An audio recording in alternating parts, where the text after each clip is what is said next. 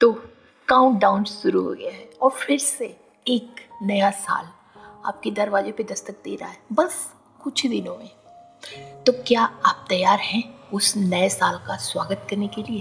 तो सुनो, चलो इस बार नए साल का स्वागत कुछ अलग तरीके से करते हैं। देखो, मैं ये तो नहीं कह रही कि तुम्हारा ना पिछला साल बहुत ही अच्छा गया होगा। कुछ बातें अगर अच्छी गई होंगी ना तो कुछ बुरी भी गई होंगी, बट प्रॉब्लम इज दैट ना कि हमारा ध्यान सिर्फ बुरे पर ही जाता है और जो अच्छी बातें होती है ना उनको हम याद नहीं रखते।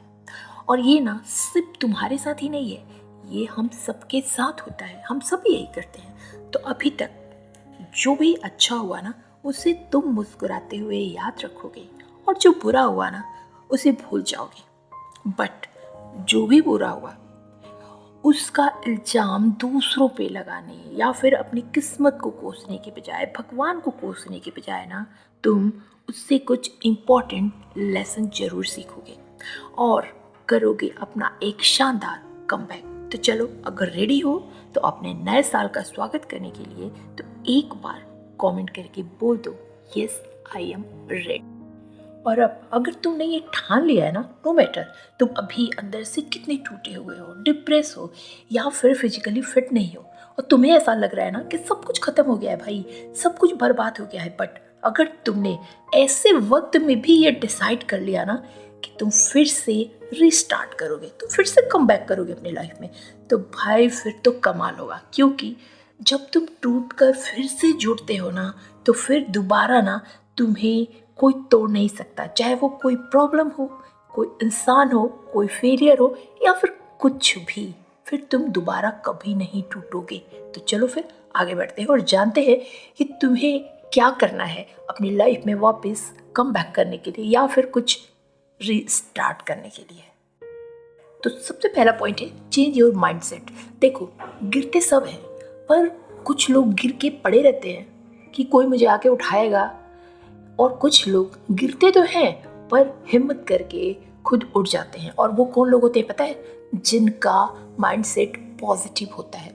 वो गिरने में भी ना कुछ अच्छा देखते हैं, सोचते हैं कि अच्छा हुआ अभी ये प्रॉब्लम या गलती अभी पता चल गई, मैं कुछ बहुत आगे नहीं गया था, और वो वापस उठते हैं, यानी कि वापस उस गलती को सही करते हैं और फिर से उस रेस में शामिल हो जाते हैं और अपने गोल को लास्ट में अचीव कर ही लेते हैं। तो सबसे पहले ना अपना माइंडसेट चेंज कर दो। ये लूज़र वाला, रोने वाला, ये नेगेटिव माइंडसेट ना नहीं चलेगा अगर तुमने कम बैक करना है अपनी लाइफ में।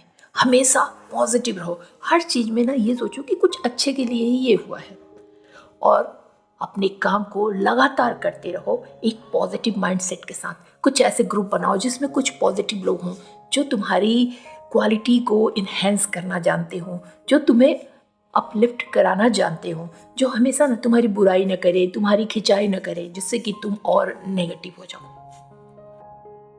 एंड नेक्स्ट पॉइंट है डिसिप्लिन।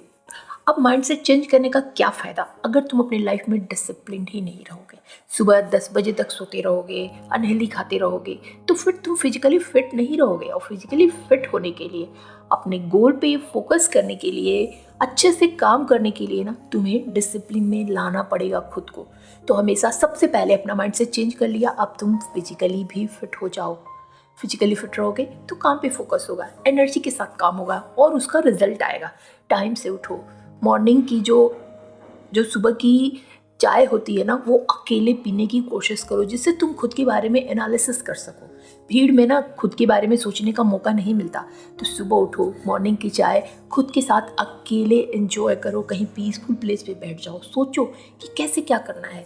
क्योंकि जब हम टूट के फिर से जुड़ने की कोशिश करते हैं ना, फिर से कम बैक करते हैं अपनी लाइफ में, तो बहुत एनर्जी लगती है उसमें, जो तुम्हें डिसिप्लिन से मिलेगी। And next point, believe on your self. देखो, जब भी तुम कम बैक करने की कोशिश करोगे ना, लोग तुम्हारी लेग पुलिंग करेंगे, उनका काम है ये, लेकिन तुम्हारा काम है अपने ऊपर अटूट भरोसा रखना कि तुम वापस कम बैक कर सकते हो और बहुत शानदार कम बैक कर सकते हो।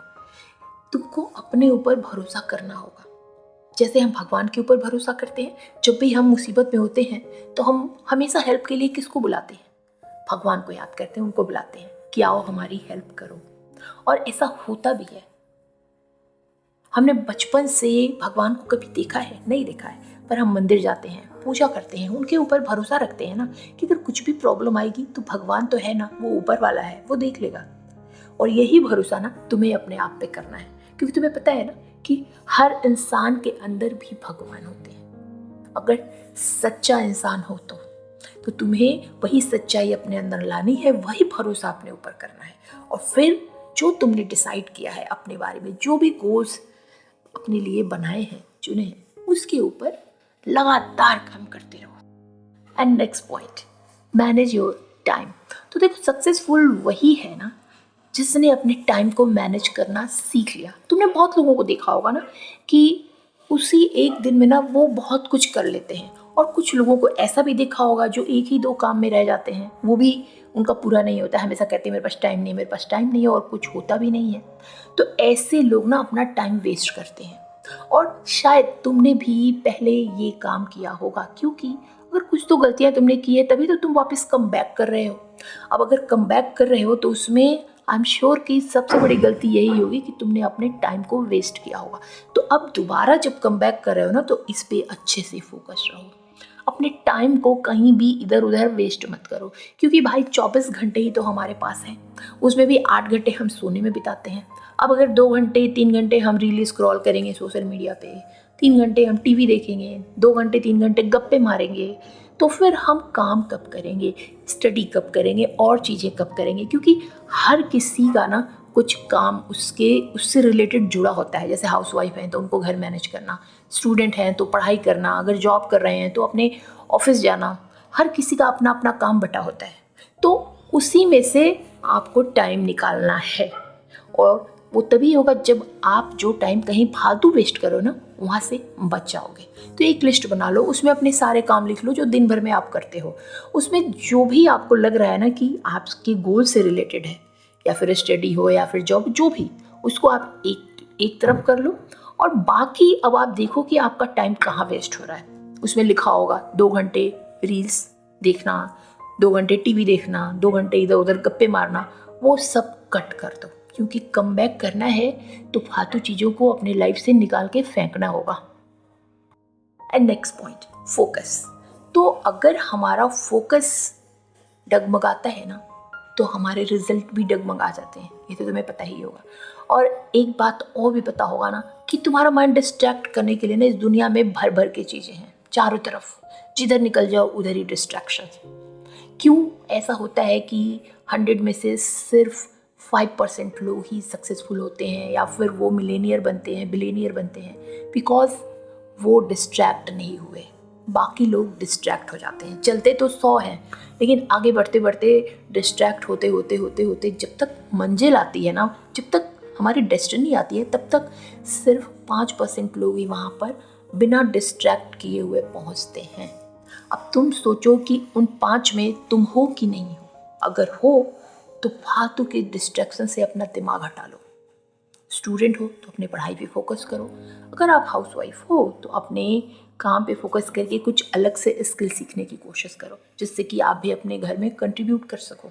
अगर जॉब करते हो तो अपने काम में और फोकस लेकर आओ, और डिटर्मिनेशन लेकर आओ, और डेडिकेशन लेकर आओ कि आपकी हमेशा प्रमोशन आपका होता रहे, आप आगे बढ़ते रहो। बिजनेसमैन हो तो अपने बिजनेस को कैसे ग्रोथ करें आगे, इस सब चीज़ों पे बात करो, देखो, समझो, आगे बढ़ो। क्योंकि फोकस्ड रहना बहुत इम्पॉर्टेंट है, तभी हमें हमारी डेस्टिनी मिलती है, हमारा गोल मिलता है। And next point, gratitude. तो भाई हमारे लाइफ में जो बुरा होता है ना, तो हम भर भर के भगवान को कोसते हैं कि तुमने मेरे साथ ये किया, वो किया, तुमने मुझे ये नहीं दिया, वो नहीं दिया।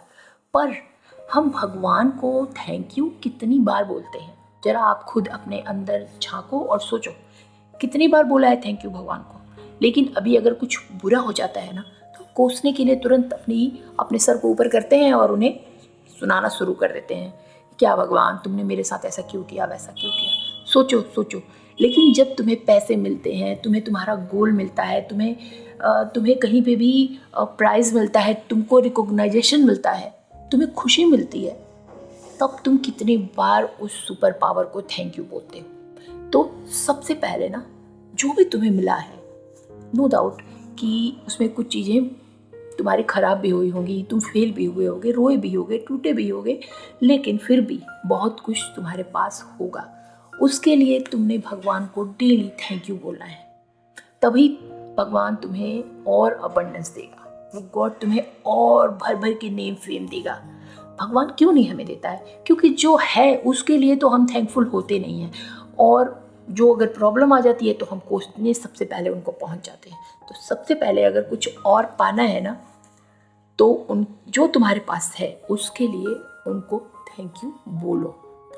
डेली जब आप सुबह उठते हो, अपने टी टाइम में जब आप अकेले बैठते हो ना, तो सबसे पहले बैठ के उस सुपर पावर के लिए थैंकफुल रहो। उनको बोलो कि आपने मुझे इतना कुछ दिया है, थैंक यू सो मच। दिल से उनका आभार व्यक्त करो, और फिर देखो तुम्हारी लाइफ में अबंडेंस, नेम, फेम, मनी सब कुछ भर भर के आएगा। तो ये थे ना कुछ ऐसे टिप्स जिनको फॉलो करके ना आप अपनी लाइफ में वापस से एक शानदार कमबैक कर सकते हो, या फिर रीस्टार्ट कर सकते हो, और अपने आने वाले साल को और बेहतर बना सकते हो, अपनी लाइफ को पूरी तरह से चेंज कर सकते हो। तो अगर वीडियो अच्छी लगी हो तो प्लीज़ लाइक कर देना, चैनल को सब्सक्राइब कर देना, एंड बहुत सारे दोस्तों को, नियर एंड डियर को शेयर करना। और मैं मिलती हूँ आपसे नेक्स्ट किसी ऐसे वीडियो में जो एंड स्क्रीन पे मिल जाएगी। Till then bye bye.